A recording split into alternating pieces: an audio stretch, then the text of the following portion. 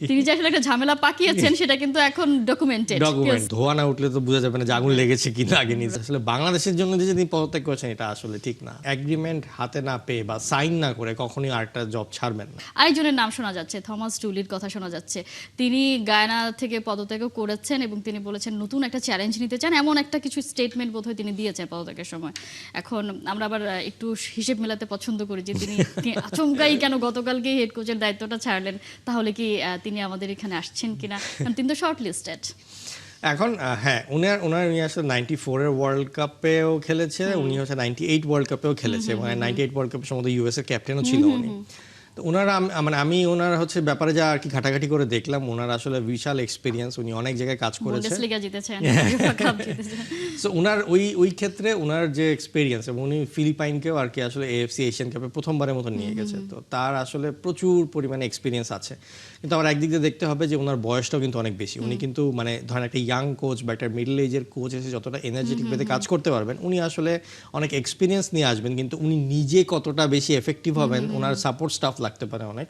তো সেই ক্ষেত্রে এই জিনিসটা খেয়াল রাখতে হবে। আর যে জিনিসটা আমি কয়েকটা রিপোর্ট পড়ছিলাম, এটা আসলে যে জিনিসটা হয়েছে যে ফিলিপাইন এবং গায়ানা দুই জায়গাতে আমি দেখলাম যে দুই সময়ে রিপোর্ট ছিল যে তিনি হচ্ছে দেশি এবং প্রবাসী প্লেয়ারদের মধ্যে এক ধরনের ঝামেলা আর কি সৃষ্টি হয়েছিল, যার কারণে প্লেয়াররাও কমপ্লেন করেছিল তার নামে। তো এখন আবার এই অ্যাঙ্গেলটাও চিন্তা করতে হবে যে আমাদের কিন্তু এখন দেশি এবং প্রবাসী প্লেয়ার একটা বেশ একটা আধিক্য আছে, দুই সাইডেরই প্লেয়ার আছে। তো এরকম একটা কোচ যার কিনা আগেই রেকর্ড আছে প্রবাসী আর দেশি প্লেয়ারদের মধ্যে সমস্যা, সে যদি এখন এসে আবার সমস্যা তৈরি করে, সেটা কিন্তু আমাদের জন্যই খারাপ হবে। বাট ওনার যে পদত্যাগের বিষয়টা, এটা হয়তো ওনার এই রিসেন্ট যেই কথাগুলো বললাম সেটার কারণে হতে পারে, অথবা হয়তো উনি নিজের পার্সোনাল কারণেই ছাড়তে পারেন। বাট আপনি যদি ওই যে হিসাব মিলানোর যে কথা বলছিলেন বাংলাদেশের সাথে, নর্মালি কোনো কোচই কোনো প্রি কন্ট্রাক্ট বা হচ্ছে এগ্রিমেন্ট হাতে না পেয়ে বা সাইন না করে কখনোই আরেকটা জব ছাড়বেন না।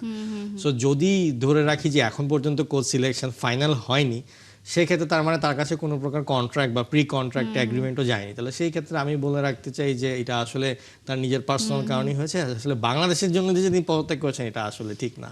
না, এটা হতে পারে না। কিন্তু আপনি আবার একটা ইয়েও দিয়ে দিয়েছেন যে তার ক্যারিয়ারের যে একটা কালো দাগও আছে, এটা মিডিয়া রিপোর্ট হয়েছে। মানে যখন ধরেন যে প্লেয়াররা এমনিতে ধরেন অনেক সময় আছে যে অনেক কমপ্লেন করে, কিন্তু এটা ইন্টারনাল থাকে, এটা হতেই পারে।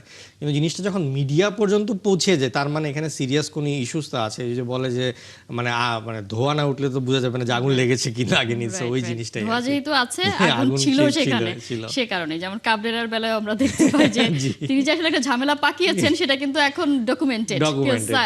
সার্চ করতে গেলে কিন্তু তার নামের সাথে আসলে উঠে আসবে।